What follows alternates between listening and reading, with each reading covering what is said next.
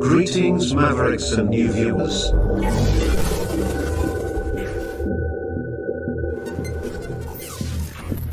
Tonight, direct and live from the Maverick News Network World Studios. This is Maverick News with Rick Walker.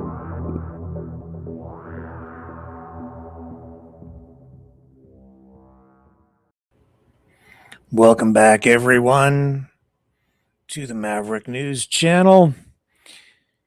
Donald Trump's peace deal, MOU, Memorandum of Understanding, deal to talk about making a deal, whatever it is, it has already turned into, or has turned into again, I guess, a bit of a DUMster fire.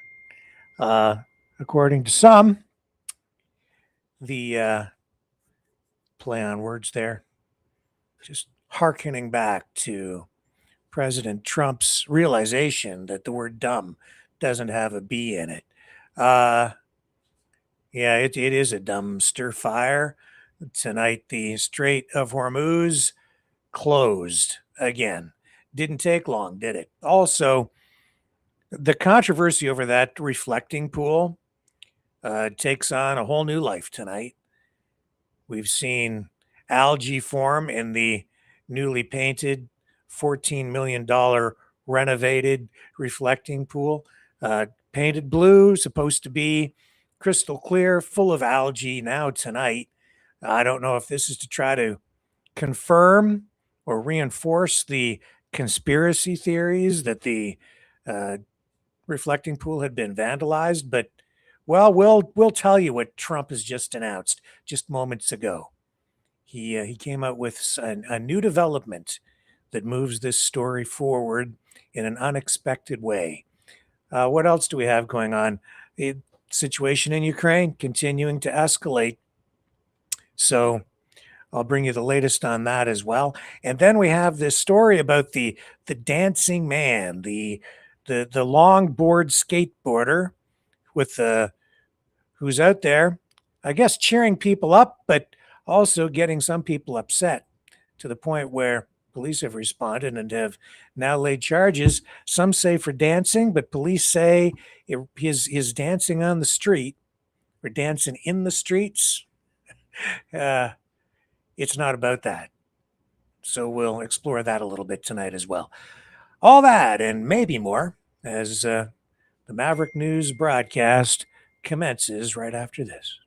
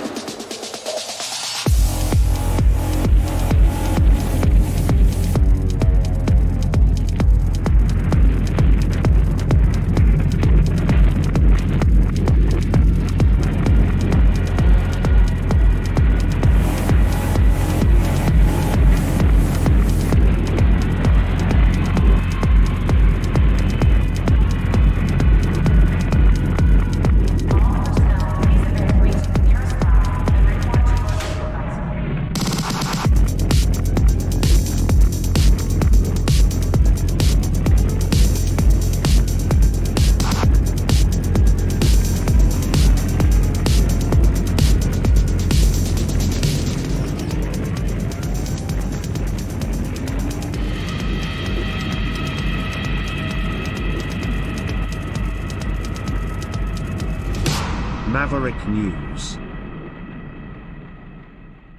The world is watching. We are back, and J.D. Vance, I believe he has now landed in Switzerland, getting ready to engage in some sort of negotiation, maybe with Iran, if it actually happens. I understand, or it's looking like Iran has actually sent people there. We have a video of the Iranian delegation, such as it is, getting off a plane anyway. This just about an hour or two ago. And yet, this all happening, even though earlier today, Iran closed the Strait of Hormuz again. Here we go. Here's the video of the Iranian delegation.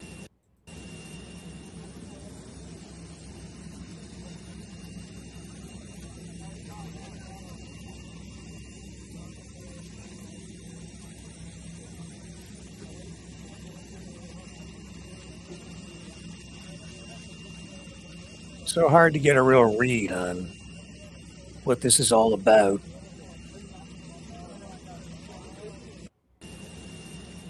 Because the attacks on Lebanon by Israel continued even after the memorandum of understanding was signed and then re-signed again in Versailles, which had some strange, well, there was just an overlay of history there, wasn't there? And we have J.D. Vance now. He's off to Switzerland.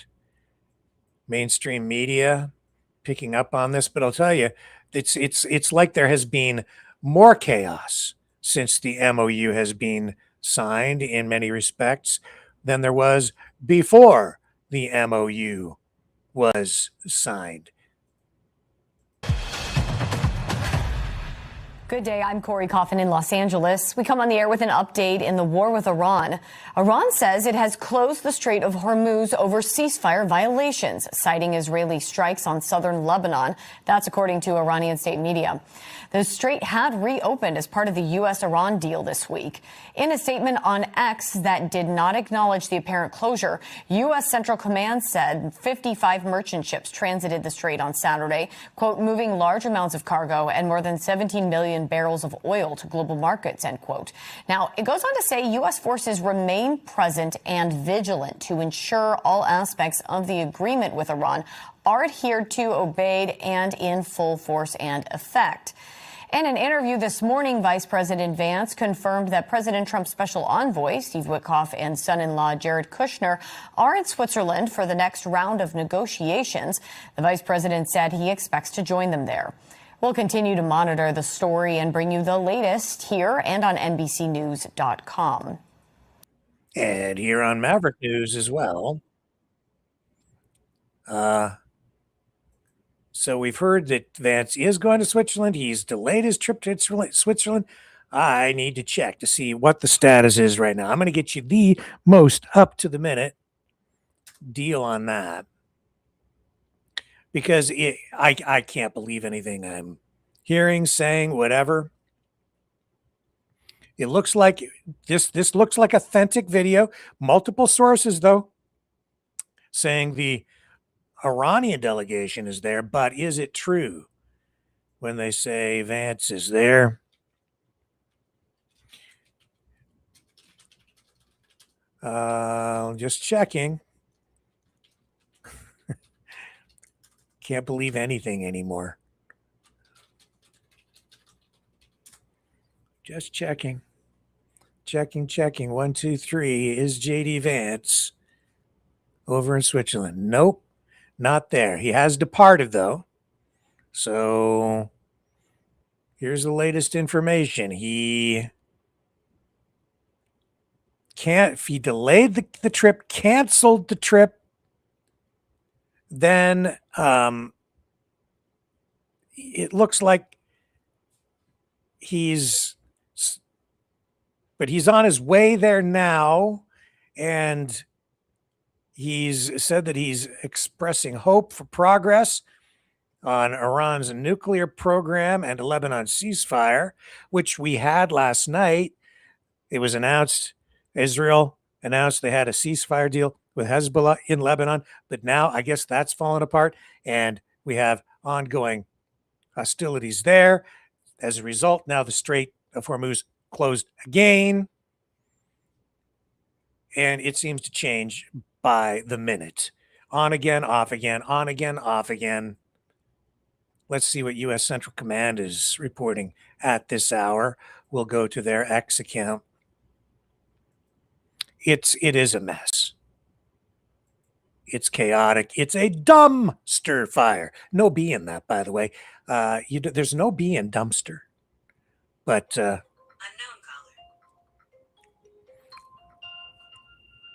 let me see what this call is. Just one moment.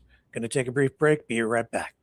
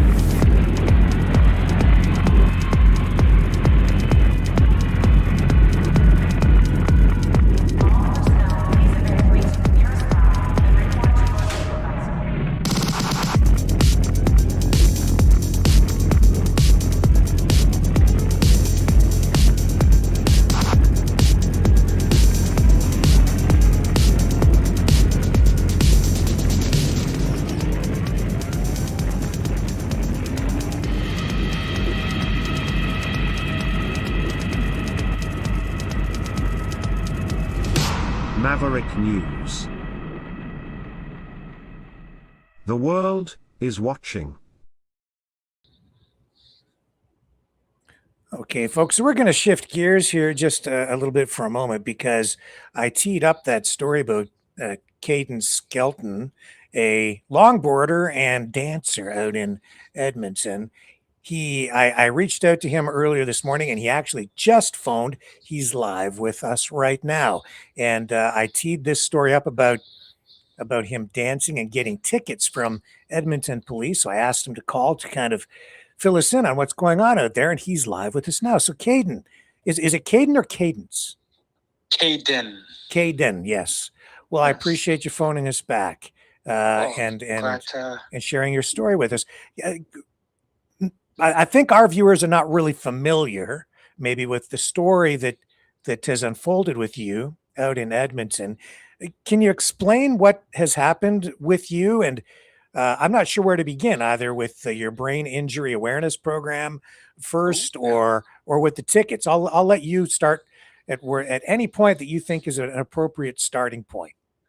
Well, I guess we can start at the very beginning. I got an electric longboard and was riding it without a helmet, got a basilar skull fracture, nearly severed my carotid artery, blew my right eardrum, severe moderate brain injury, a whole left side of the brain was bruised and bleeding.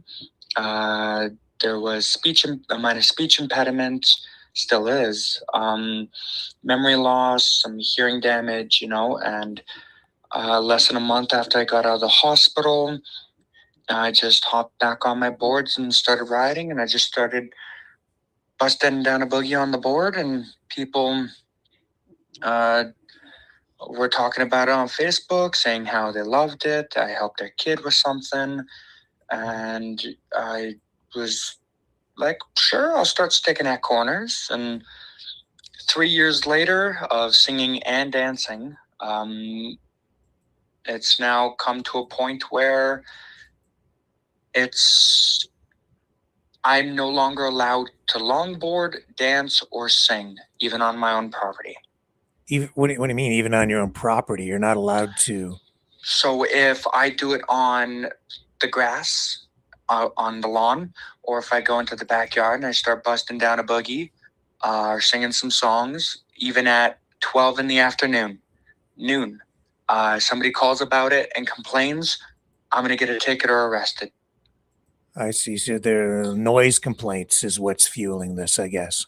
Correct. And is that because of the volume or what? So it's a mixture of volume, and I will not lie. Yes, there have been some swears. You got to love Limp Bizkit. You got to sing Limp Bizkit all the way through, right? Uh-huh. It's just how it goes. And I'll admit that was a mistake on my part. I was in contact with some higher ups in the police. We came to an agreement. I'll limit the swears. I can still sing whatever pitch I like. After all, it's on a freeway, and it's not harming anyone. Same with the dancing.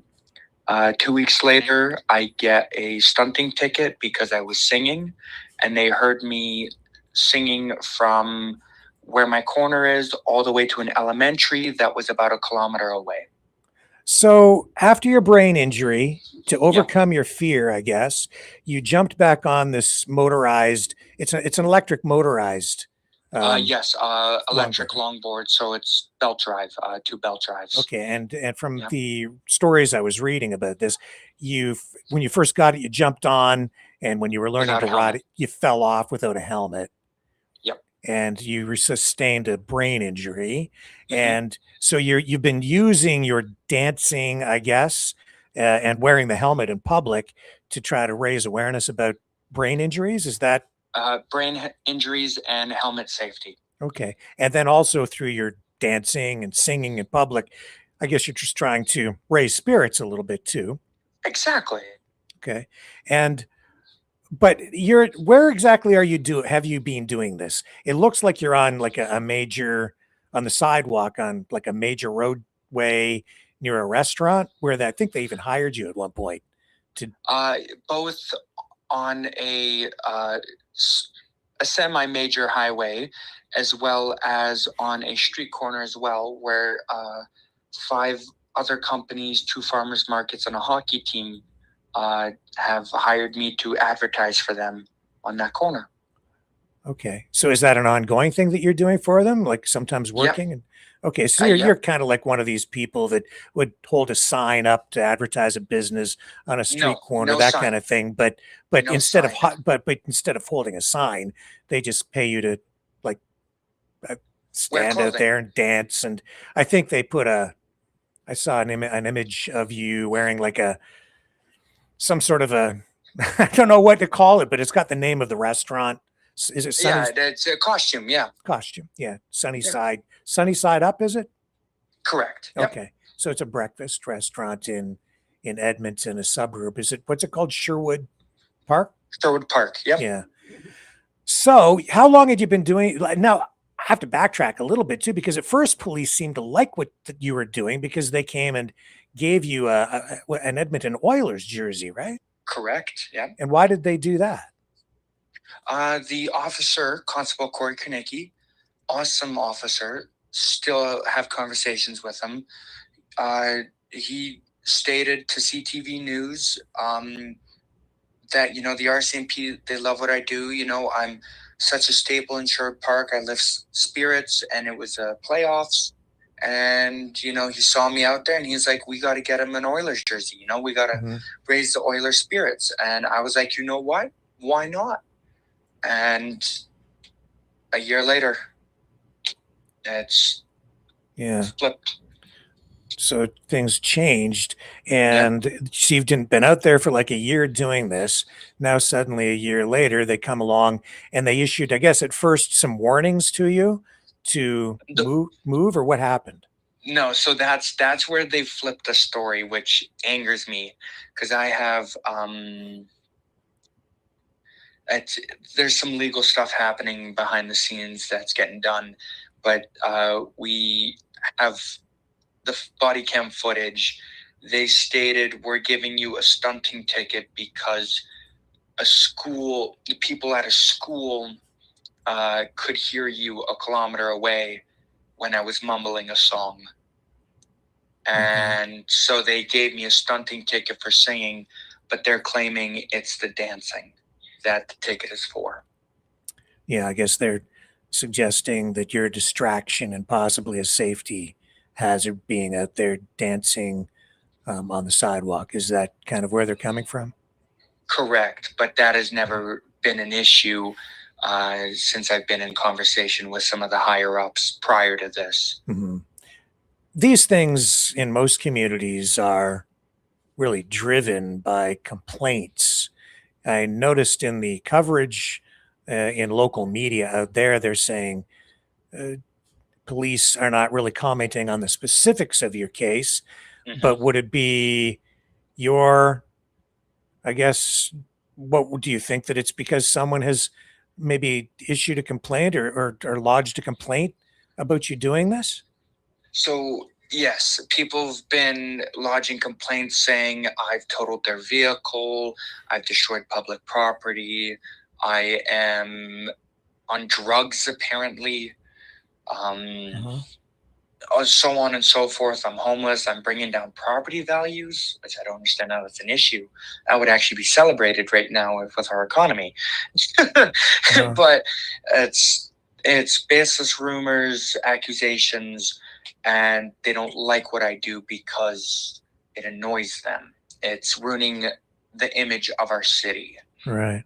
So it's more of a hamlet. So I guess the accurate way to kind of look at it is that it's not necessarily police targeting you. They're responding to complaints from people who, for whatever reason, have issued complaints about you. Well, that statement is half true. Okay. Because when I spoke with the officers 2 days after I got the ticket, that's where I found out that when asking them this, will any other dancer, because we have a couple others, and like I asked as well, the homeless people that are in the medians, the sign spinners and sign holders, will they also be getting tickets? And they said, no, only you. So this is them listening to the complaints, but they're only going after me, coming from the mouth of that officer who was a supervisor. So they issued tickets to you, and specifically on the tickets, what is the charge? I mean, it's not like a criminal offense or anything. It's some sort of stunting. It's stunting. Yeah, stunting as a pedestrian, not as a vehicle. Okay. Now, did they, again, the media reports say that police indicated they issued warnings first, and did they suggest maybe you could go someplace else to do it or not? No, they just said, stop your singing. When I spoke with peace officers about it, which is a subset of the RCMP, they told me that Frank Sinatra, Shaggy, Sleep Token, NWA, couple other crooners.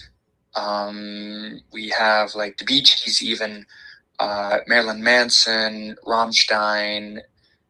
All of those are too violent for people to hear and listen to, and they're too violent for kids. But Sabrina Carpenter is child friendly, is what those peace officers told me. So they're they're telling you what you can and can't play on your, I guess, on my headphones. On your headphones. Yeah, I don't have a speaker. I'm singing this all. Okay, so you've got headphones on. Yes. And you're singing the words to the songs. And yes, and then I'm dancing to the music as well through my headphones. I see.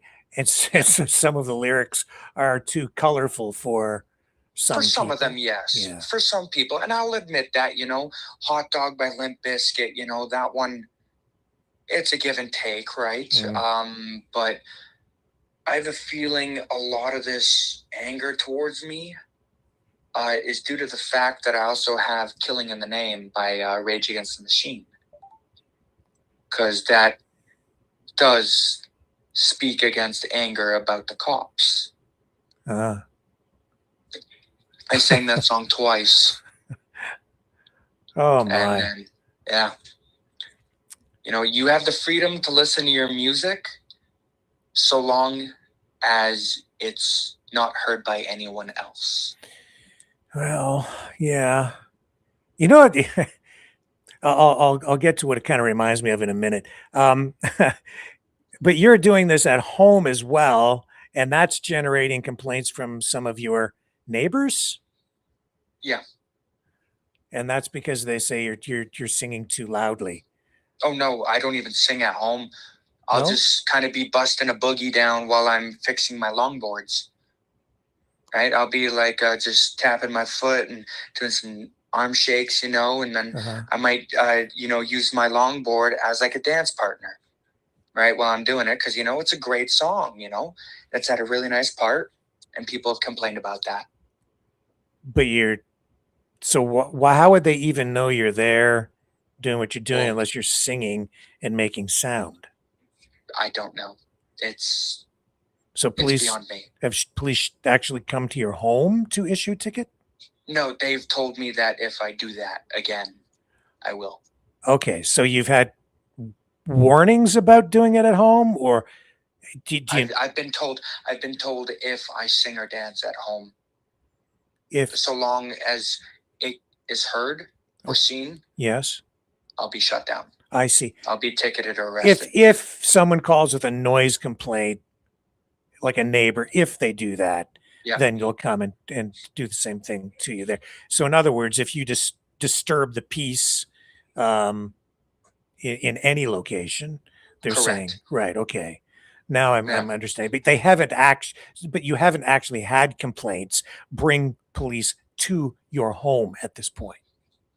It's only they've really only responded to your presence at the street corner, that major intersection. Yeah. Okay. Yeah. Well, how much are these tickets? How much have they accumulated to? What kind of money are we talking about in fines? So, in total, from last year's ticket, which was on Canada Day, and this year's ticket, it's roughly $1,500. $1,500. So, how many tickets in total now? Two. Yeah. That's pretty hefty.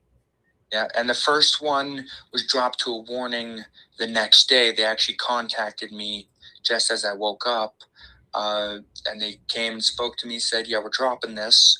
I spoke with some friends, and they told me that they'd made some calls and they had heard that people were demanding the officer's home phone, and that there was a chance, I wasn't able to get this confirmed, but there was a chance that people may have even requested his home address. People were that angry. I can't imagine or understand why people would be motivated to complain. Any idea what would set them off? Or I know exactly a couple of reasons. Okay. Sherwood Park, I've been asked by City Council to kind of be careful about saying this because they don't like this nickname, but we've had this nickname since the 70s. We are also known throughout Edmonton and Edmonton area as Sherwood Park. So you can imagine with that kind of nickname, the kind of people that live here. Okay. The kind of mindset that people have here.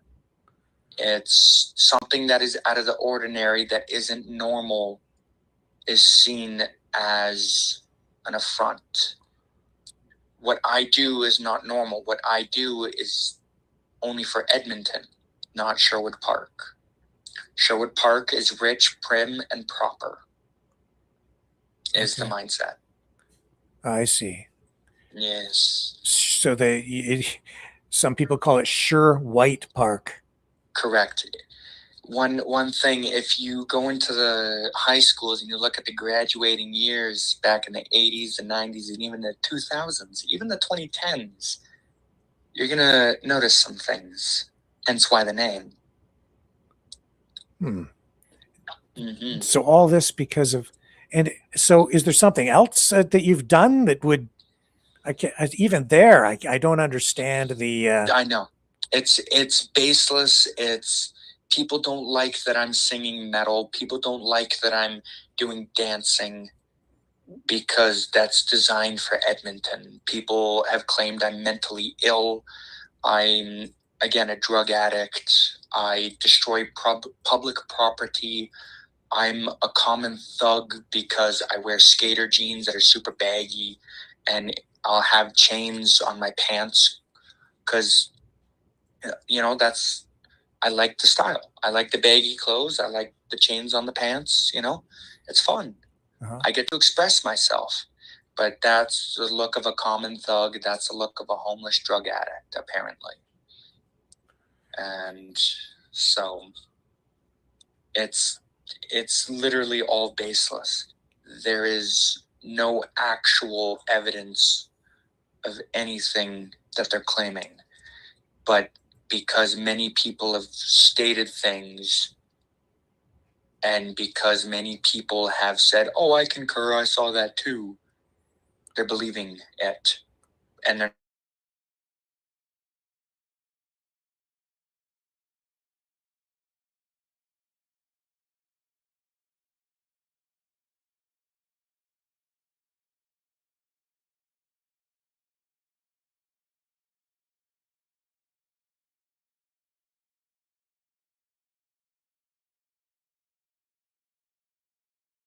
Take me just about 50 seconds.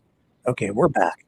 Let me close that window so we don't get feedback. Okay, we're back with Caden, and we went black there for a moment, but we're live again. And so, All right. Caden, you must also be getting a lot of support. It seems like I'm seeing a lot of support online. Oh, yeah. For you. That there is a lot, to the point that there's now going to be a protest fighting people wanting this ticket to be fought and people wanting me back to dance. Yeah, I think I saw some indication in a media report tonight that as part of that protest, some sort of a dance party is being planned. Is that right? Yep. Tell me about that.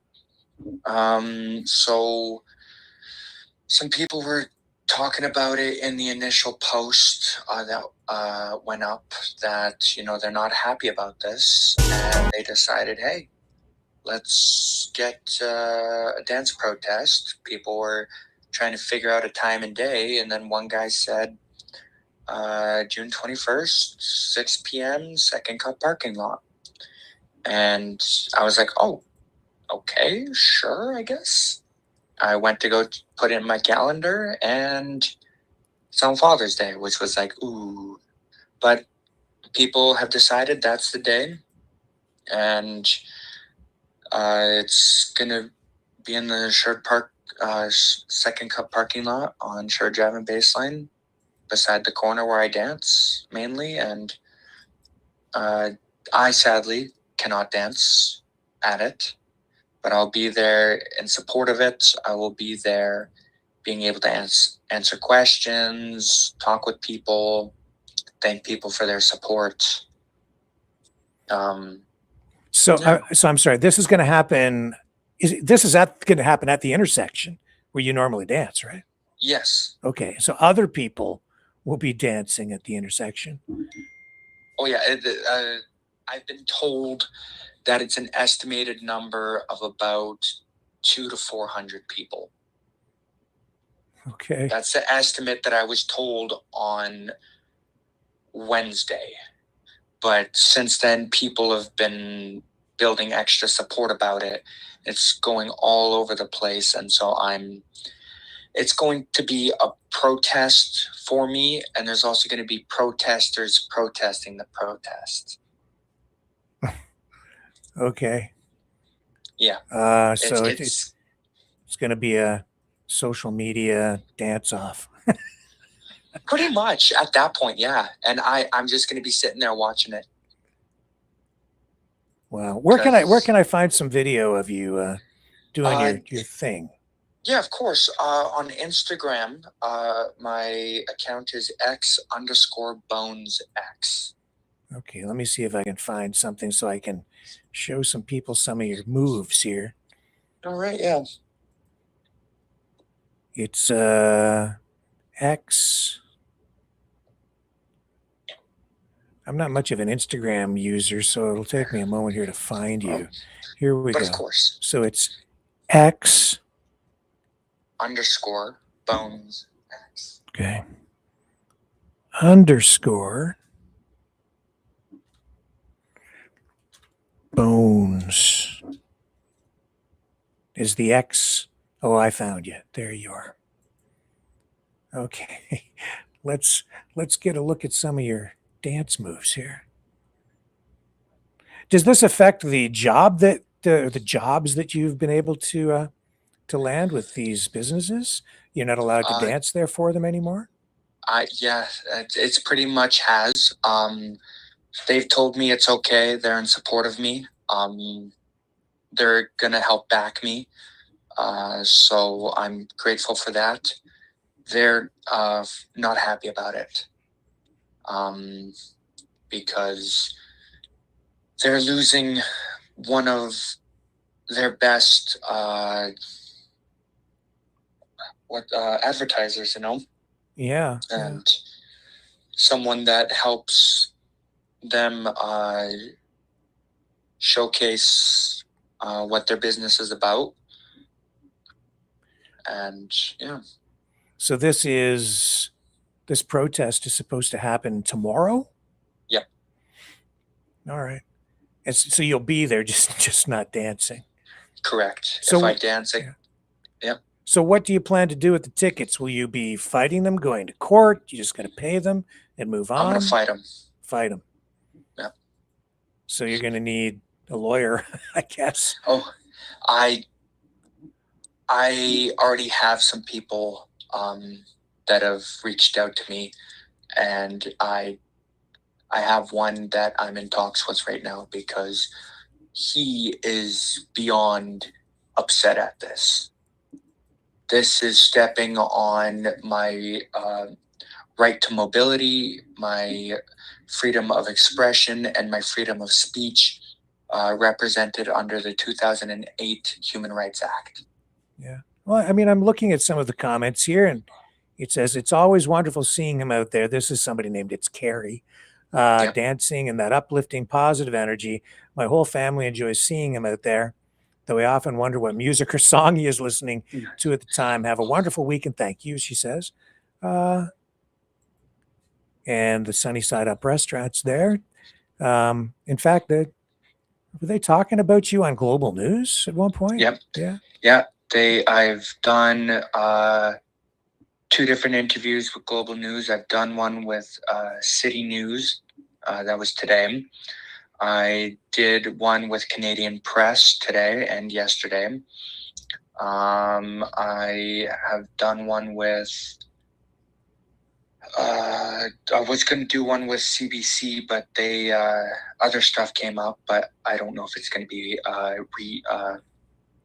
rediscussed. Sherwood Park News did a piece on me, and then they did another one. This one, they didn't ask for my input about it. They only asked the police. And so that one I was not impressed about because they didn't ask from my side. Yeah, that's why I contacted you directly today. Where did you learn to dance? Oh, where did I learn to dance?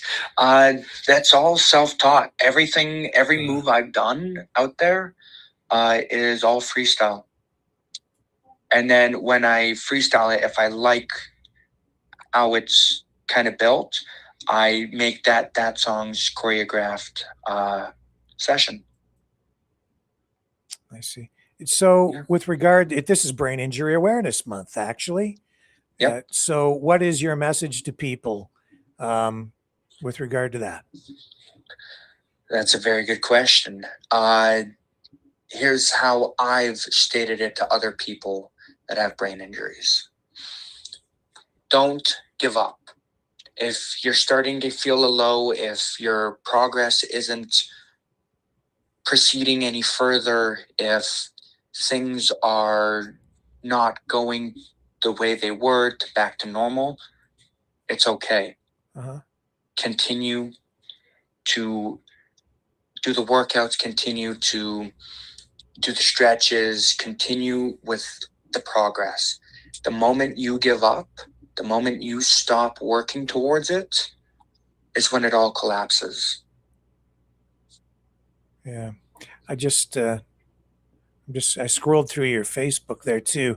There's a post on there. Is this, are they targeting you because of prejudice and bigotry, would you say? Are they targeting you because it says something on here about female? Is this a LGBTQ plus issue to some degree?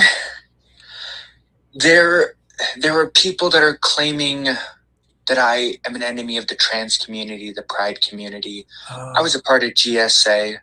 I have family that are trans or bi or not poly, polyamorous. Pansexual. Okay. I have family that are gay. It's my own brothers are part of it. Like I have been surrounded by this since I was in grade 8. Some of my closest friends are a part of the pride community. I'm in support of it. So long as you're not a creep, you're going to follow through with what you say you're a part of. You're not a pedo, and you're not going to back out with everything you say and claim one thing for years, then back out because you just wanted to have some friends. If you're going to follow any one of those 4 issues, if you're going to go through with those 4 issues, you don't have my support. You don't have my respect.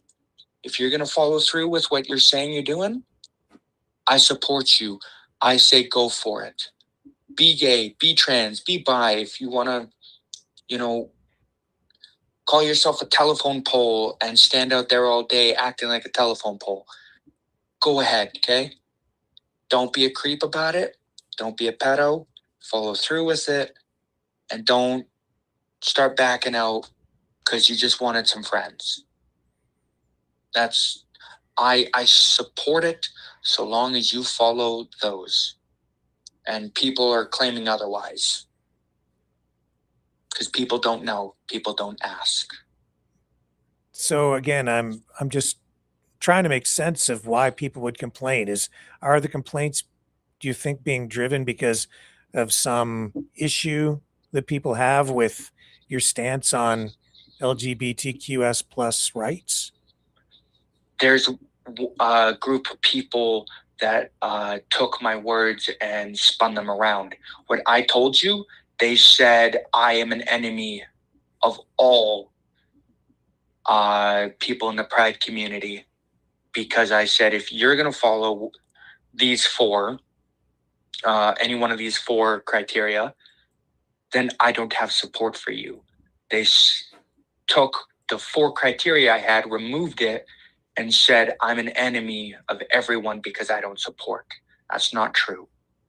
If you're going to be respectful, if you're going to follow through, I respect, I support. But they changed that, and they've been spreading it around that I'm an enemy. There's people claiming I'm a child molester, I'm a predator, because I teach longboard lessons, because when kids approach me, I get down to their level and I chat with them. If I see a kid crying, I'm going to ask them what's wrong, if they need a hug. I want to help people because I didn't have that when I was a kid. I cried alone. And so I want to be there for people that may not have someone. And people are taking my actions and my words and spreading them into something else. So it seems this is part of the issue, possibly one of the motivating factors behind the complaints, maybe. But maybe you don't really know because police haven't told you who filed the complaints, right? They wouldn't do that. No. Yeah. All they've told me is the areas that the calls came from, the specific area, the general area. So this ticket, they told me that people could hear me deep into Mills Haven. Deep. Mills Haven is about 1 kilometer by 2-3 kilometers. So it's anywhere. So it could be all the way over by Sunnyside Up, which is about a 20 to 30 minute walk away. And if it's that far, we have a Superman living here in Sherwood Park. We got to find him. So were you part of the LGBTQ plus community before, but now they've kind of rejected you? Or I'm having a little trouble understanding. No, that's okay. Yeah. I am in support of individuals. it's a hard thing to say. I'm in support of it, but there's some people out there that are making it worse for the people that actually say what they claim.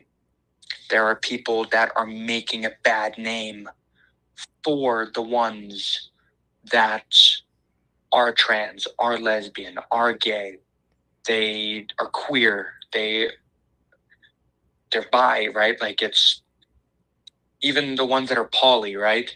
There are people that are making it an actual problem for the ones that truly follow it.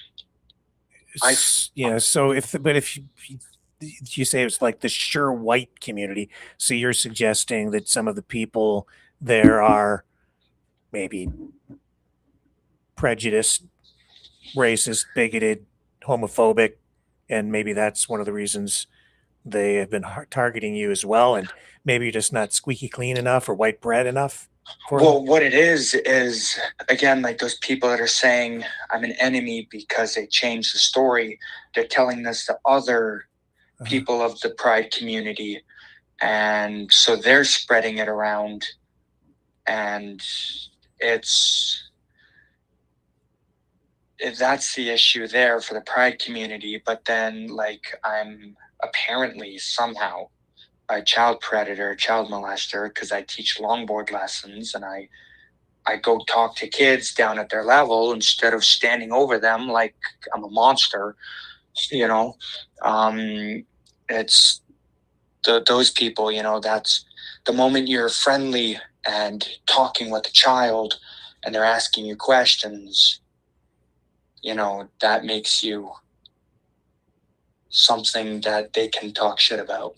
Part of my language there, but yeah, and I hope I'm not using incorrect language or inappropriate phrases. Oh, I'm no. trying to. No, I'm saying this really more to the viewers than even yourself. I'm Of trying, course. I'm using some cliches here in a way to try to just understand the framing of this entire issue. I know it doesn't make sense at all. Like, this whole thing, it doesn't make sense because they've also claimed that businesses have reported me. They've named the businesses. I've gone and spoken with those businesses, and the businesses are like, "What? We never made a call about you. We love you." Mhm. And so the police are utilizing false claims to shut me down. And this is targeted, but to what extent is it going through is the part that I cannot understand, that my legal team is struggling to understand right now.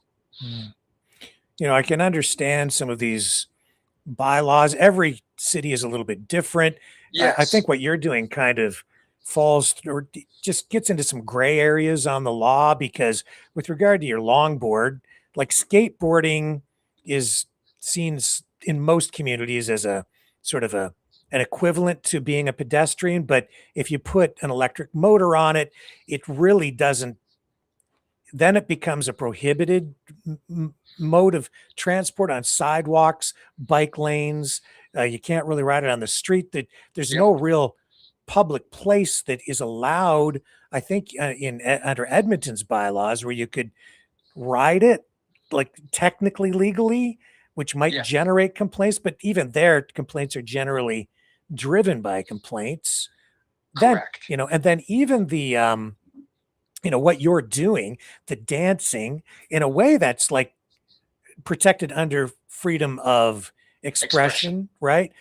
But so that's goes well beyond a city bylaw. On the other hand, as soon as you put on that costume for the restaurant or a business pays you, now you're kind of into a bit of a different area where they can impose legal restrictions on you because it's a form of advertising. And then if you're on public property, then that becomes an area where they can intervene, especially if there are complaints. That could even be generated by a competing business. You just never know. But so what you're doing kind of just falls into some of these gray areas. And police are saying it's about safety, which I can also understand to a point. If you're on a sidewalk or if you're dancing across the street or if you're distracting to drivers. And I mean, obviously the police didn't seem to think you were a problem, but when they get a complaint, then they're compelled to respond to the complaint and come to see you. If they're getting multiple complaints, then they're compelled to take action, and it's not up to them to be the judge and jury. They issue the ticket. If you want to fight it, then you go to court, but somebody's caused the the inconvenience for you of now having to deal with two fines amounting to $1,500 and maybe having to go to court. But it's, I mean, that's really kind of what's going on. Is that fair? Pretty much, yeah. The only thing you got wrong is that they're not just the judge and the jury. They're the judge, the jury, and the executioner. Well, but you have the option to go to court, which is a pain in the neck, right? Sure. Here's where they're the executioner. Okay. If I longboard, dance, or sing again, it's another ticket, or it's an arrest and a criminal charge. Sure, but every time you do something that would be seen as in contempt of the charges, then they escalate. And then as you go to court, you can still fight all that. But it just, every time you do something, then they become more aggressive about their enforcement, right? Because that's true, yeah. And you have to be careful, because if, just from experience dealing with not things exactly like this in the past, but anytime you like if you get the ticket and then you persist, they'll hold that against you in court too. It's because then you're seen as being in contempt of the law, and then you can get other charges laid against you, or have that work against you when you do go to court. Just a word to the wise. But I'll tell you what this does remind me of when I first came across the story last night. You're not very old, right? Compared to me, because I'm an old fossil. I was born in the 60s, and you were born what, early 2000s? Yep. Okay. You probably don't know the story about the Beatles playing on the rooftop? Oh, no, I don't know about that. I think it was 1969. The Beatles. You've heard of the Beatles? Oh, but of course, I've listened. Okay. I've listened. So I've dabbled in the 1920s music all the way to the right now. Right. So you might want to look this up. I think it was 1969. The Beatles, their final public performance. They went up to the roof of Apple Records in England, and they did an impromptu performance with songs from the album Let It Be, if I remember right. And no, I do know about this. I have seen it. So they played for about a half an hour, 45 minutes, but that generated noise complaints. Yep. The Beatles making too much noise. Some call it music. Others couldn't stand that rock and roll.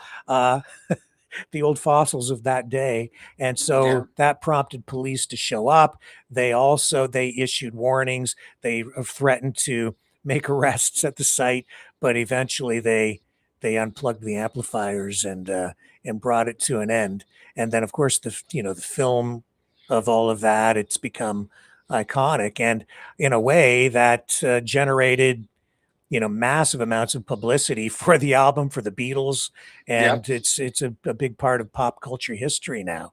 So when I see what's happening to you, in a way, this is, I mean, it's a nuisance. It's a pain in the neck, but maybe there's a silver lining in this, and that you're getting all this media attention. Certainly the businesses like the Sunnyside Up restaurant, they're getting a lot of extra publicity out of this. So maybe you should approach them and ask for a little help, because they're getting a lot of free publicity here. Well, it's on the table, yeah. Yeah. On the other, and on a more positive note, I guess, that gives you a larger platform to talk about the positive things, like the awareness you're trying to raise for brain injuries. Yep. Yeah. Is there any other aspect to this story that you think I might be missing tonight that you'd like to share with the audience? I honestly don't know, because we've covered quite a lot today, and I've been able to talk about things that, I can't really talk about, because it's just going to get shut down and people are going to say, well, actually, and it's like, well, whoa, man, whoa, you weren't there for that. So I'm grateful for this conversation. Honestly, if you have anything else you wanted to chat about, about this, by all means. Well, I just say that I think Edmonton is becoming a center for dancing controversy, because there was another guy years back. Dancing Dan. Yeah. And didn't that prompt a big protest as well? Didn't they bring Kevin Bacon in for that protest? That was for, I think, up in Alba or something. Okay. They wanted to do that. But I can't remember if Kevin Bacon actually showed up for that. Yeah, I don't recall for sure either. I know they invited him, and they had a big protest, and they did the protest sort of Footloose style, right? Yeah. So this is kind of a Footloose protest. Well, it'd be 3.0 now, because the movie would have been the first one. The protest in Alberta would have been the second one, and now this. So, well. But actually, we did miss one thing. What's that? Now that we're talking about Footloose, there's another name for Sherwood Park that has been around since the 2000s. And it's also known as the City of Footloose. But for one simple fact, we're not allowed any clubs or bars of any kind here in Sherwood Park. It's a dry town. Exactly. Really? Yeah. We have like breweries, 70 Acre. We have like restaurants that serve alcohol that's brewed down in Halifax. But dancing and clubs, according to the people that are able to get things shut down, I don't know if you remember this place. It was a launch pad. It was a trampoline place that you got to jump around in. Okay. Well, it got shut down because a kid jumped headfirst into the kiddie foam pit, and he paralyzed himself. And even though you sign a waiver beforehand, they were able to sue the place and get it shut down. But these places that are fun, they bring drugs and alcohol and loiterers. So they're not allowed here in Sherwood Park. Well, I wasn't aware of that. I'll look into that a little bit more as well. But so your protest is tomorrow. Yep. I'd love to check in with you tomorrow if we could at some point. Could we arrange to get a call from you just very briefly during the protest sometime? During the protest? Yeah. I'll have to set in the calendar. Okay, cool. What time does this all? It starts at 6. So that'd be 6 your time. It's 8:13 here now. So I think you're 2 hours behind us, right? Yep. So it's like 6:13 there. Yep. So that would put us back on the air with you live tomorrow at almost exactly the same time we're at right now, and exactly about 24 hours from this moment. All right. Sounds good. I'll put it in the calendar. All right. And with that, thank you very much, Caden. It's been an absolute pleasure. And yes, thank you. Good luck tomorrow with your demonstration, and keep shining bright, my friend, and keep on dancing. I plan on it. Thank you so much. All right, just don't get arrested. Oh, I'm trying not to. All right. All right. Thank you, sir. Yes, thank you. Take care. Bye for now. Yep, bye-bye. And that was Caden Skelton, the dancer from Sherwood Park in suburb of Edmonton, Alberta. I'll be right back. We'll revisit and pick up where we left off. This whole Iranian DUMster fire.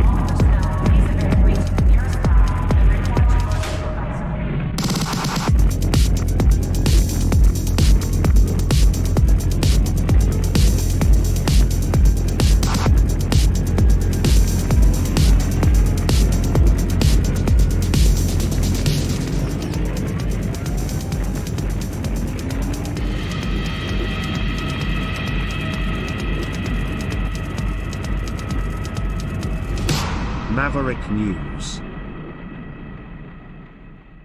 The world is watching. All right, so let's see if we can pick up where we left off. So Vance on his way to Switzerland, and Iran has sent a delegation to Switzerland, but the Strait of Hormuz remains closed tonight, even as the ceasefire, such as it is, whatever it is, appears to be still in effect, with the MOU kind of holding, maybe, but it's on shaky ground. Let's go to the live map to show you what's happening at this moment in the Strait, in the Gulf, right there. IRGC Navy, Strait of Hormuz is closed, and vessels should not approach it. Otherwise, their security will be at risk. That's the IRGC Navy making that statement. Pakistan's foreign ministry saying U.S.-Iranian technical talks will be held tomorrow in Switzerland. So they're confirming that some sort of negotiation or meeting will take place. And the Iranian foreign ministry is saying, we will demand in Switzerland that the U.S. fulfill its commitments and specify how it intends to do so. That would include making sure that U.S. allies, Israel, suspend military operations in Lebanon and vice versa. And that means Hezbollah, but I don't know really where we're at with that. Iranian foreign minister says failure to implement some of the other parties' commitments will jeopardize the overall understanding. Also saying U.S. must expedite the implementation of the memorandum of understanding, otherwise it will face problems. They go on and say here that the Iranian foreign ministry stated that the first clause is the most important in the memorandum of understanding, and that the other party, U.S., failed to fulfill its commitment to compel Israel to cease its attacks on Lebanon. That was 10 hours ago. Indeed. There's where we stand tonight. CENTCOM, U.S. Central Command, saying 55 vessels did manage to make their way through the straits before they were shut down again. Let's go to CENTCOM's X account here, which I was just about to do before we started to speak with Caden.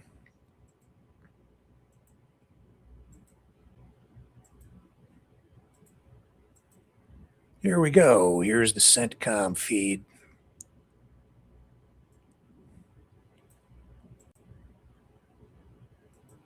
Most recent post, commercial vessels flow through open Strait of Hormuz. That was 9 hours ago, but that's not up to date.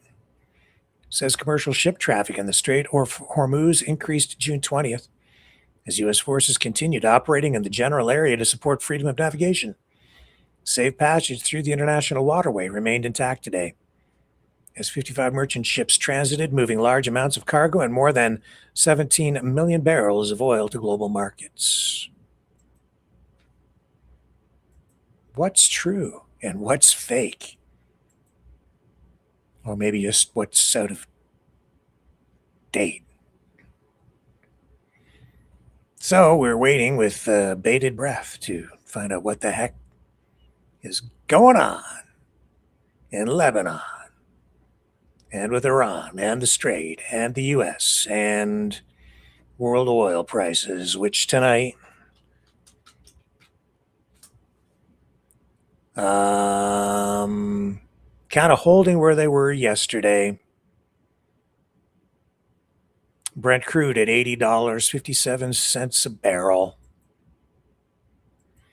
I would say with that situation, don't expect prices at the pumps to come down anytime soon. And as we indicated last night, it will take time for the U.S. to rebuild its strategic oil reserve because they have been tapping into that pulling massive amounts of oil from the U.S. Strategic Oil Reserve, putting it on into the market to keep oil prices as low as possible given the situation.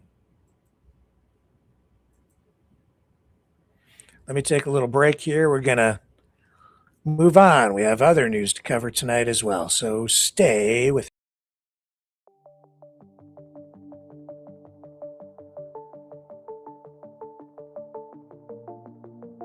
Greetings, brave Mavericks. Our quest for truth continues. We go beyond fake news. Together we expose propaganda.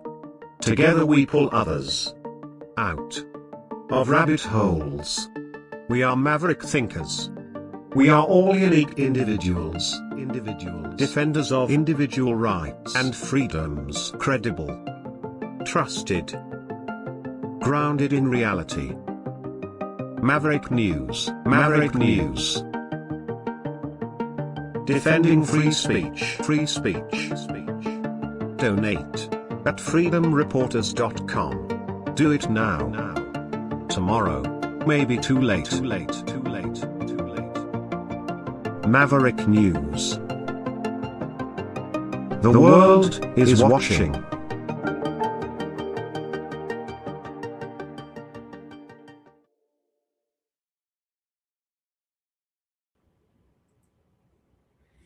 Okay, we are back. So, Ukrainian forces have intensified their long-range drone strikes deep into Russia. As we all know, it's been ongoing for quite a while. The war of words also reaching a fever pitch. We've seen these large-scale attacks on Moscow. Most recently, that major oil refinery there and energy facilities, also in Crimea, occupied Crimea, and Siberia. Massive fires as a result, fuel disruptions, temporary airport closures now in Moscow. We're seeing long lineups confirmed now at gas stations, fuel shortages becoming something fairly serious, even in Moscow, the capital city. Russia has responded now with drone and missile strikes on Ukrainian cities and infrastructure. We've seen civilian deaths as a result of that, injuries, some civilian deaths also on the Russian side. We saw a wayward Russian SAM, surface-to-air missile, over the past 3 days, and highlighted for you last night, taking out that giant oil storage tank, blowing the lid right off it. Initially, it was reported that that was a Ukrainian drone that did it, but in fact, it was a Russian surface-to-air missile that lost its way after initially being fired. Video confirming that. You can see the SAM launched, and then it veers off to the left, and it takes off in a direction that it was not supposed to head in, and it zeroed in on that tank and blew it to kingdom come, literally flipped its lid. And I think Vladimir Putin is no doubt flipping his lid as a result of all of that. Frontline fighting still largely attritional. Massive numbers of drones, though, and last night, as we told you, Ukraine producing now about somewhere between 7 and 10 million drones every year. Zelensky saying this week, Ukraine prepared to double that level of production over the next year. Renewed support from EU members and G7 leaders at the G7 summit this week. And all this while Ukraine continues to launch about somewhere around 300 drones on average per night in the past week, targeting Moscow and surrounding area.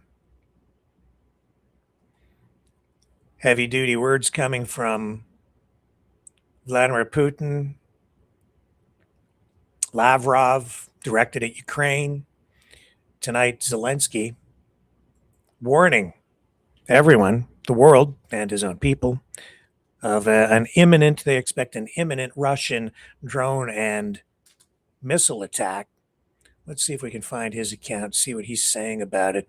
I know he did issue a warning. See what his latest thing here is. So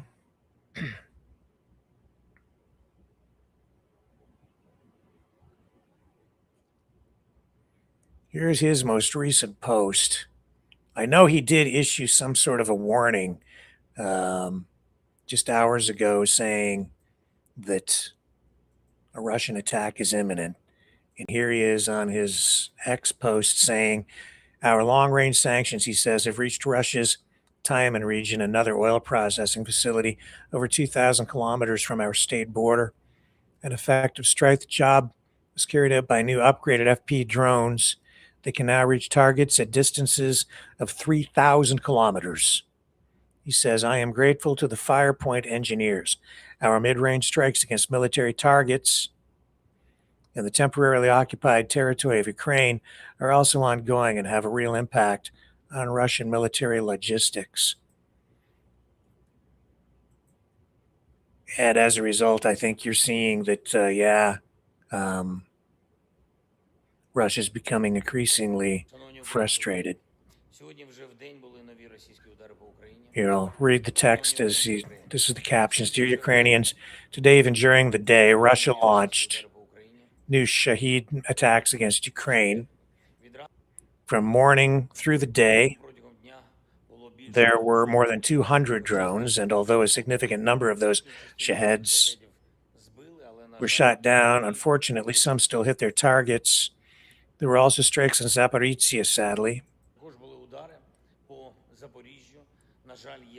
People were killed. My condolences to the families and loved ones. There were attacks on the Donetsk, Sumy, and Kharkiv and Dnipro regions. Right now, there is another air raid alert in Kyiv. Tonight and in the coming days, please take air raid alerts especially seriously. The Russians have prepared for a new massive strike. Please stay safe. The Russians are not ending the war, even though all proposals to do so, all realistic formats and real opportunities, everything has long been on the table, and Putin must make a choice in favor of diplomacy and a normal peace. Our proposal for a meeting, a proposal to Putin for direct and honest dialogue in a Ukraine-Russia format, partners, our proposal still stands, and it is important that the war ultimately ends with peace. I thank all the partners who are helping us. Ukraine,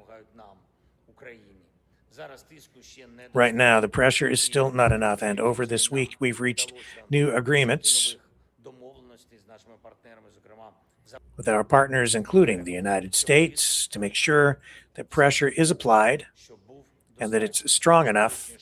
The United States and all our partners in Europe and the G7 assess the situation the same way and are ready to keep supporting Ukraine. I thank you for that. Our teams are in touch almost every day. The priorities are clear: air defenses, anti-ballistic capabilities, and sanctions against Russia. We're counting on the agreements reached this week to deliver the results we need. Russia must end its aggression. There's also a reason to thank our warriors, especially the warriors of Ukraine's Special Operations Forces. Our long-range sanctions have reached Russia's Tyumen region, another oil processing facility, over 2,000 kilometers from our state border. An effective strike. The job was carried out by the new upgraded FP drones that can now reach targets at distances of 3,000 kilometers. I'm grateful to the Firepoint engineers. These are fully justified responses to Russian strikes against our country. Ukraine's long-range sanctions plan is moving forward. Our mid-range strikes against military targets in the temporarily occupied territory of Ukraine are also ongoing. Importantly, they are having real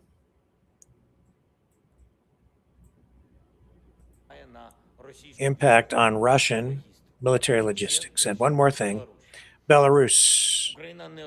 Strong words for Belarus here again. Ukraine has repeatedly signaled that if Russia drags Belarus into this war as well, it could lead to extremely dangerous consequences. In particular, we have recorded that along our border on Belarusian territory, special equipment has been installed that works for Russia, for the Russians, and helps the Russians carry out drone strikes against us, against our territory. We in Ukraine know 4 such signal relay stations in Belarus, specifically in the Gomel and Brest regions.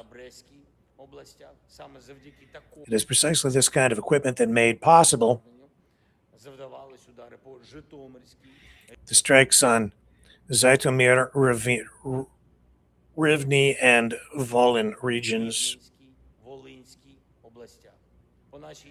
on our energy infrastructure, on our railways, on ordinary cities and villages. Belarus has time to take down this equipment. We also know about every plant in Belarus that is working for Russia and serving this war, any enterprise supplying components for Russian weapons, for armored vehicles, for missile systems as well. Any facility supplying Russia with fuel for this war is all part of drawing Belarus into the war. Ukraine does not want that, and we have already warned the de facto leadership of Belarus that influences the relevant developments. In total, just from January to May, gasoline supplies from Belarus to Russia increased 13-fold compared to the same period last year, and diesel supplies tripled. Unfortunately, this helps Russia adapt to pressure and does not bring peace closer. It should be the other way around. Peace should be getting closer, and Belarus should act in line with what his de facto leadership is saying through unofficial channels that we can actually see in Ukraine, that Belarus is truly against this war. This war must be brought to an end. We need peace, and I want to thank everyone who stands with Ukraine. So that's Volodymyr Zelensky tonight. What about Lavrov? Any fresh words from the Russian side?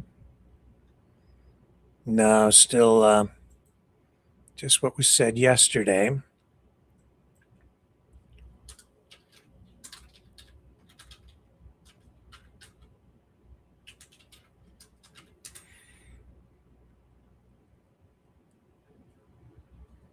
And the rhetoric on the Russian side ramping up. They're still rolling out Kagarov, the hawk within the Russian circles there. I mentioned him a few nights ago. He'd never really had much profile, especially here in the West, but now within the last week, they're rolling this guy out. He's the guy who's really been pushing this idea of a nuclear strike on a limited scale against a smaller European target in order to restore nuclear deterrence. We'll keep an eye on that one. That really, I find very disturbing, concerning. The whole tone of that seems somewhat different. It could just be saber rattling. It could just be that they are trying to use nukes as a deterrent, the threat of using nukes as a deterrent. And so they're using this guy to deliver that threat, or the possibility of a threat. But I don't know. It's spreading. We've seen other people begin to talk about it in very serious ways. It was a topic of discussion, in fact, as part of a presentation at the St. Petersburg Economic Forum, as I mentioned last night, too. Here's Kagarov talking about it. Не дай бог. нанести ядерный удар по Западу. Я выступаю No за это subtitles, для not того, чтобы English. предотвратить, закончить. But I'll tell you, that's what the subject matter is on that video right there in that interview, and that is what he is talking about. He says, and I'll just show you the social media post, which is in English, connected to it here on X. He says, Europe, Russia, Karaganov, the Russian leadership must be ready to launch a series of nuclear strikes on EU, UK, France, Germany. This is necessary to stop the war and force EU to capitulate. The affected countries will no longer exist. It's terrible.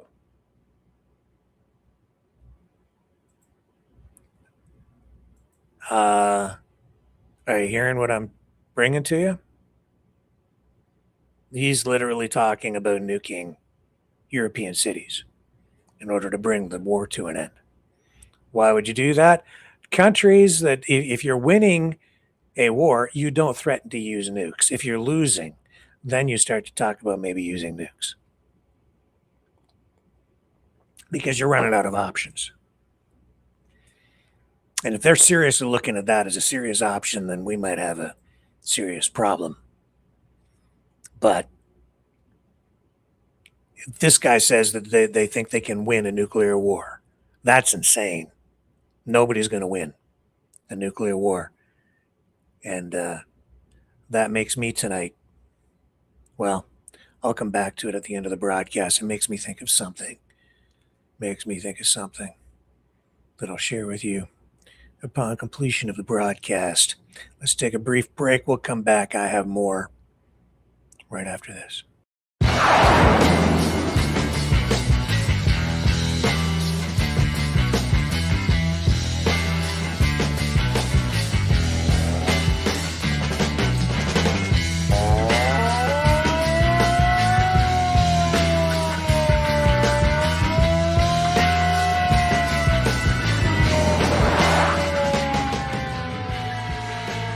Maverick News. Fighting for freedom.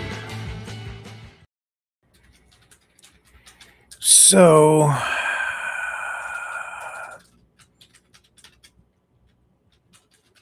we have, this is a major development geopolitically. Heading over to the UK. Britain's Observer newspaper reporting tonight that Prime Minister Keir Starmer is expected to resign Monday. They even outline a timetable in the report for an orderly exit. He has been discussing this apparently with his wife and senior labor figures, and they are expecting some sort of a statement as early as Monday. All of this, of course, part of intense pressure after Andy Burnham's strong win in that Makerfield by-election we've been talking about off and on a little bit over the past week to 2 weeks, I guess. Poor local election results, cabinet resignations, more than 100 Labor MPs publicly calling for him to step down or set a departure timetable. All of these things putting pressure on Keir Starmer. He even lost his, I think it was his defense minister in the past week, who resigned, saying that Keir Starmer is not being prepared and to spend enough on defense. So as a result, he lost a key member of his cabinet. However, a government source telling some media outlets, including, I think, Reuters tonight, that Starmer still remains focused on getting on with the job of governing. So if you believe those reports, I would say that maybe the decision isn't final at this point. I guess we need to wait for Monday. Cabinet loyalists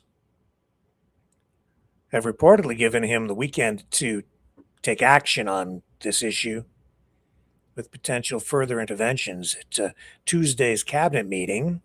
If he doesn't do what they want, if he doesn't capitulate and resign.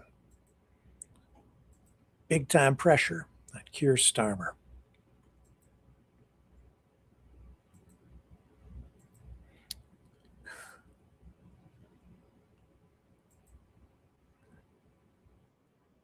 Okay.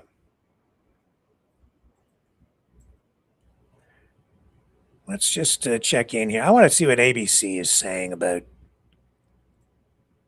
this closure of the Strait of Hormuz tonight. Let's bring them up. I'm not sure if this is like up to the minute, but I think we're going to get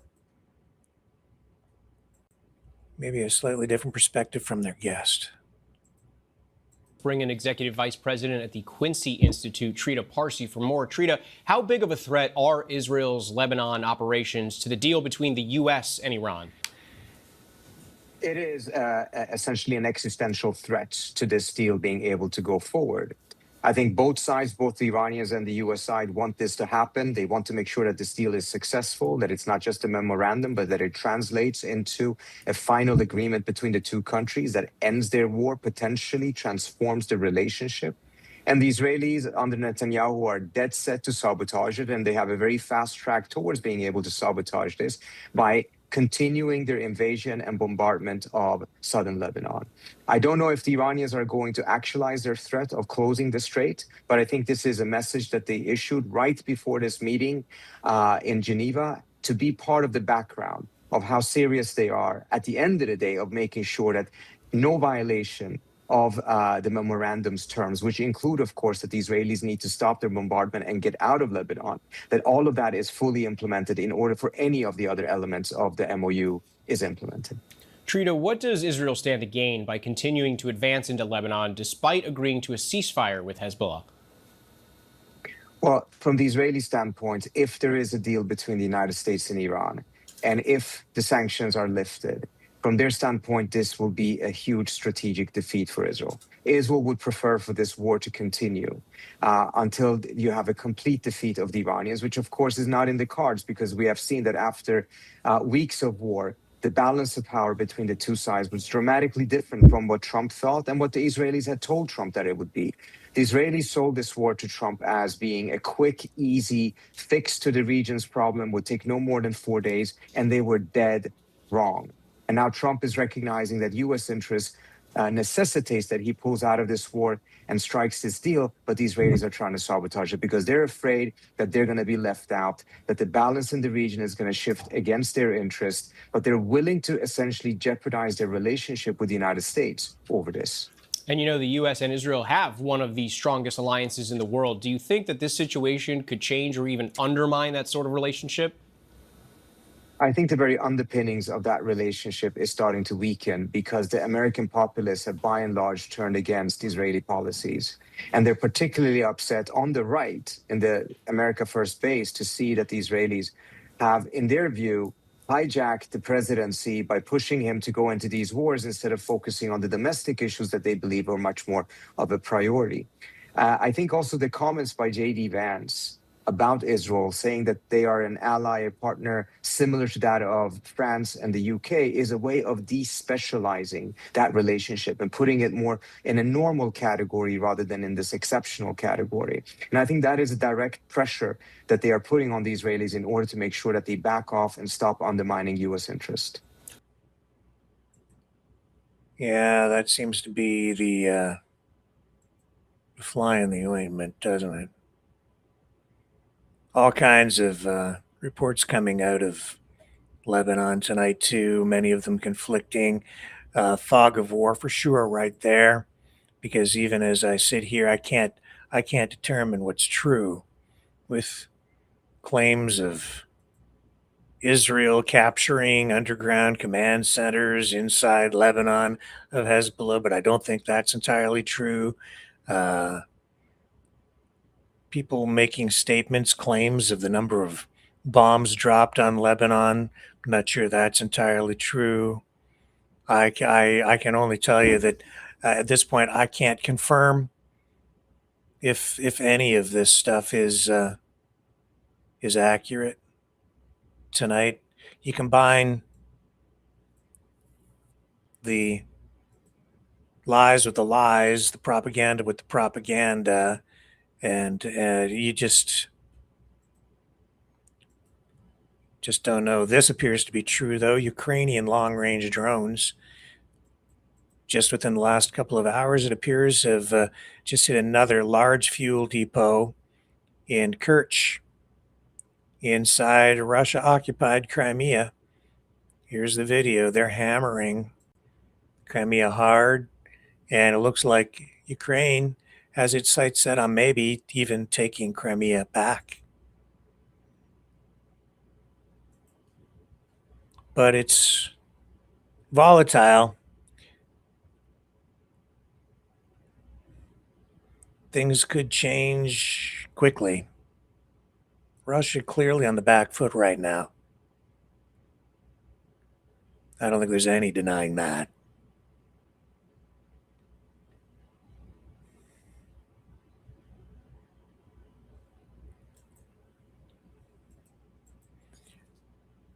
And there's also no denying that they do have shortages of everything from fuel to food to water, all kinds of things in Crimea right now. They're rationing things in the stores because it has been, all the transportation in and out has been disrupted because of all the attacks on the bridges and the transportation infrastructure.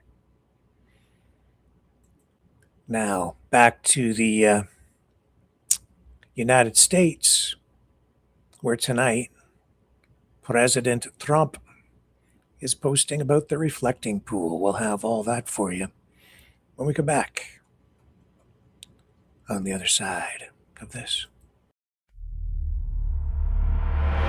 We are the Mavericks. Welcome to the Matrix, baby. Hope you like the view.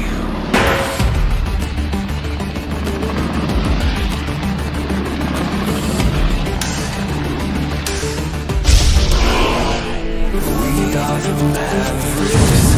The world is watching.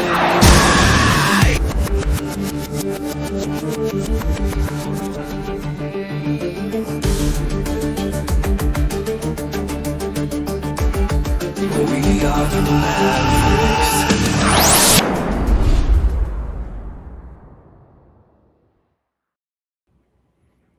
So I want to do a little getter scroll first on this reflecting pool issue. Then I'm going to show you what Trump has just posted. In fact, I think we might even get a taste of what he's going to be talking about there on Getter.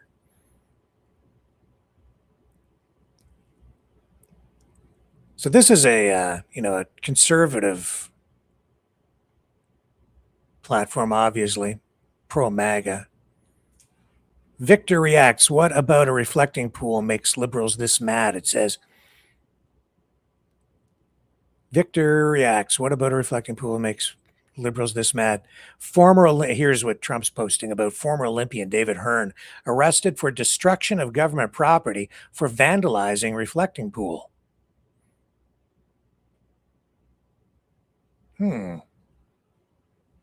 Kayleigh McEnany goes off on fake news media for hyperventilating over Lincoln reflecting pool.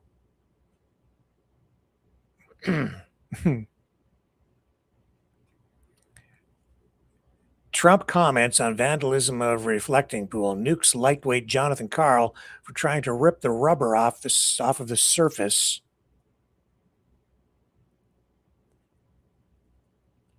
So he's saying that the ABC reporter was vandalizing the reflecting pool.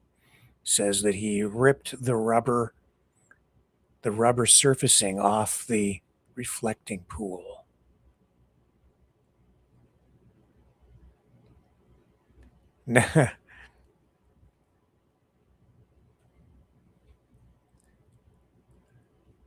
Says here, you can't make this stuff up. Literal pro-algae protesters storm Lincoln Memorial reflecting pool to oppose Trump admin cleanup. Yeah, because the thing is full of algae. Right.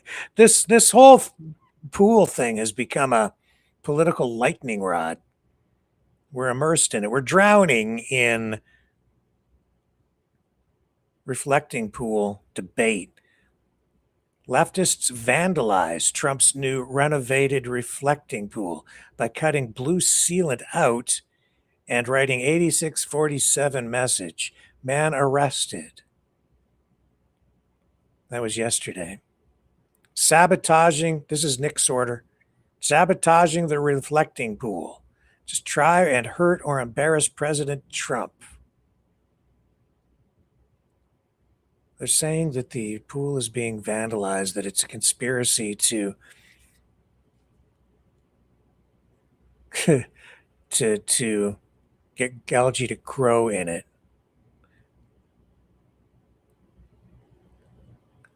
Says, I don't care. This is Lara, Women for Trump. I don't care who you are and what you have won. When you're vandalizing the reflecting pool, you're just a pathetic loser. Make him famous, everyone. Talking about the guy arrested. Oh my, so they're gonna, I don't know, does this mean that the guy arrested, they're blaming him for the algae? National Guard stationed at Lincoln reflecting pool after multiple sabotage attempts. I don't know, sabotaging it with algae or another leftist arrested for vandalizing reflecting pool. Yeah, could be. Like they're crazy. There's crazy people on all sides. Yeah, I don't know what. I don't know about the algae though. Like, are they bringing algae and throwing it in the reflecting pool? Is that what they're saying? I don't think you can blame a protester, can you? For the algae, maybe other vandalism.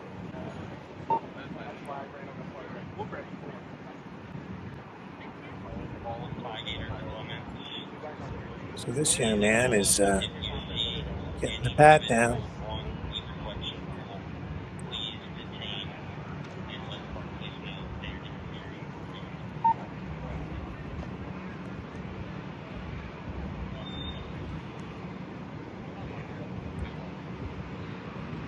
All right. Well, this is the biggest issue now, I guess, in America.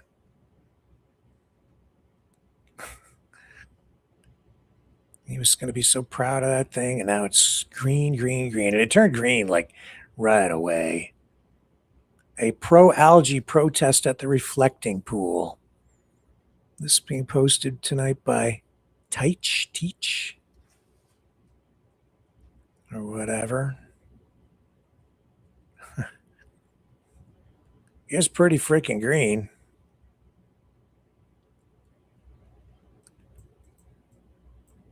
Okay, let's get this guy up here. What's he saying? This guy's saying it was sabotaged with phosphates. Thanks to CNN, sabotage it is, and that reflecting pool. Turns out I was right. We're going to scoop up a water sample to see if we can get this tested. Thanks to CNN backing old Stinchfield up, it turns out they tested the water. And in the water of that reflecting pool, that algae-ridden green reflecting pool, it was filled with phosphates. Where do phosphates come from? Phosphates come from fertilizer, which means most likely someone dumped fertilizer into the reflecting pool to cause the algae bloom just to make President Trump look bad. This is from CNN. CNN independently took the sample of water and consulted with a pool store that regularly tests water to help read the results. It showed phosphate levels far higher than what is recommended to keep algae at bay based on estimates for a pool that holds 6.5 million gallons of water. If there's already some phosphate fertilizer in the water, that's really opportunistic. So again, my conspiracy theory is true. The late night hosts went crazy over my claim. Which means that the people who believe in the MAGA agenda, people like right-wing radio host Grant Stinchfield. The gang from Real America's Voice is breaking out the Reynolds Wrap hats. There's algae in here again. I feel like it's sabotage. My God, the algae is working with Antifa. Give me a break. I told you something was up. I told you something was nefarious. And of all groups, CNN proved me right. They put phosphates in And some soaps too. They reduced phosphates, eliminated them in some places. I don't know. Do they? I think they really reduced phosphate use, though. I'm going to look it up because I just don't know what the status of phosphate use in soaps is anymore. Phosphates. I think they were banned like back in the 70s, 80s, weren't they?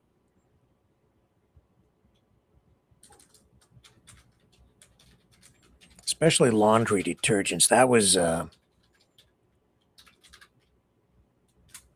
big one. Not so much anymore, I don't think. Yeah, they were used in dish soaps, used to soften the water and improve cleaning. Yeah, a lot of markets have banned them. It's restricted to the use of phosphates. The European Union has a full ban. It's a voluntary phase out. It began in the States in the 90s. And most are now phosphate free. And yeah, phosphates, phosphorus.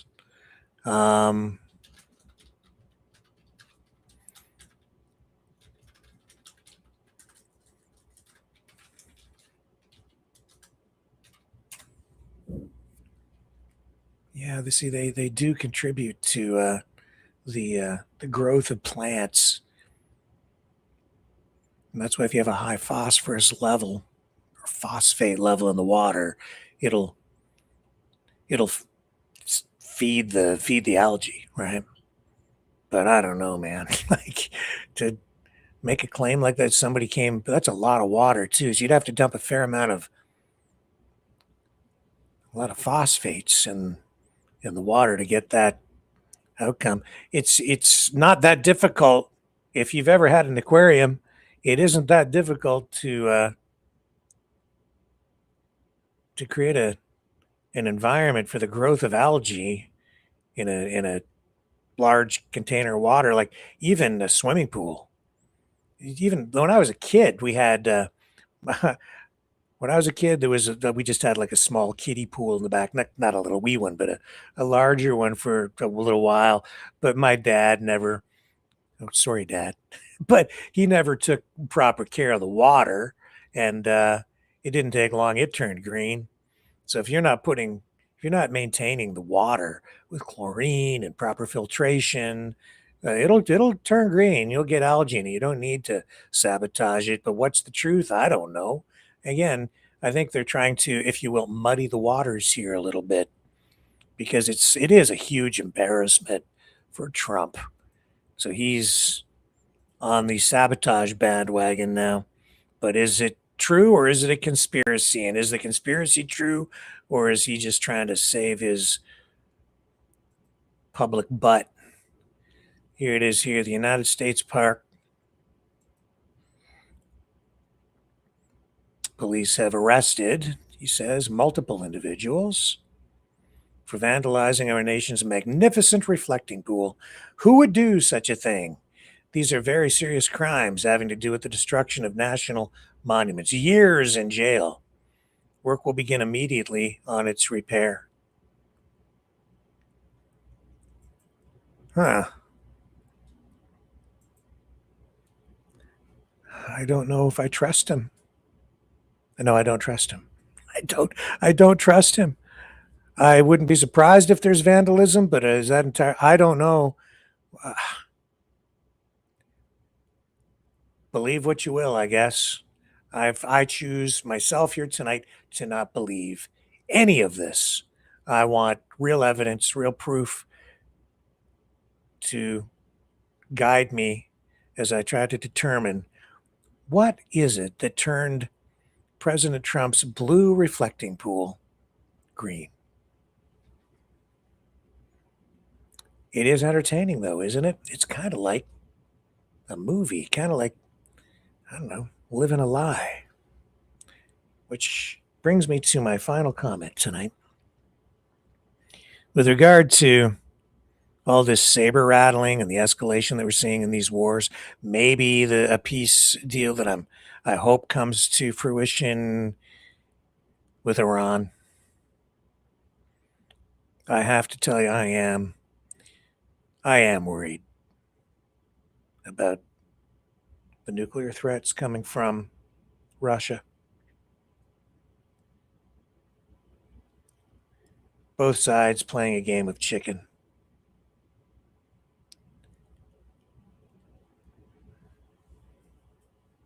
And tonight, I think you probably all join me in this. What was the song? Hang on a second here. Just make sure I get it right.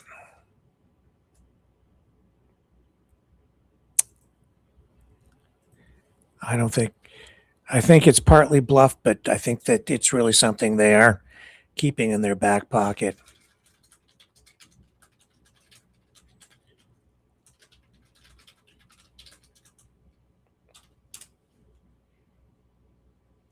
This did what's going on there, the discussions in the circles, advisors circles around Putin. It's a serious thing. Yeah. It was from the album by Sting, The Dream of the Blue Turtles. Remember the line? I hope the Russians love their children too. See you tomorrow night, 7 p.m. Eastern, on the flip side.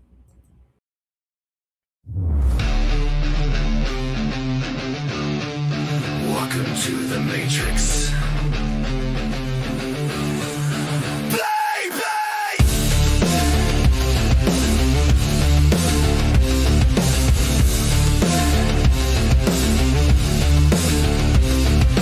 Scrolling all night, chasing the high. Everything's fake, psychedelic sky. They said you're free, that's the game. Different screen, always the same. You are what you believe, that's the key. Lock your mind, lose reality. If you believe it, it comes alive. Truth gets buried, nobody survives. The world is watching, brains are washing. Living the lie, glazed over eyes, hypnotized, zombified. Living the lie, no way to hide, truth denied. Switch it off, take back your mind. Living the lie. Same old story, louder now. Truth gets lost inside the crowd. Think you're awake, it's in your head. Different cage, dream is dead. The world is watching, brains are washing. Living the lie, glazed over eyes, hypnotized, zombified. Living the lie, no way to hide, truth denied. Switch it off, take back your mind. Living the lie. Break it down, shut it out, turn it off right now. Break the screen, cut the fade, take back what you need. Living the lie, glazed over eyes, hypnotized, zombified. Living the lie, too tired to fight. Wake up now, take it back tonight. Living the lie, living the lie. No more. Exit the Matrix.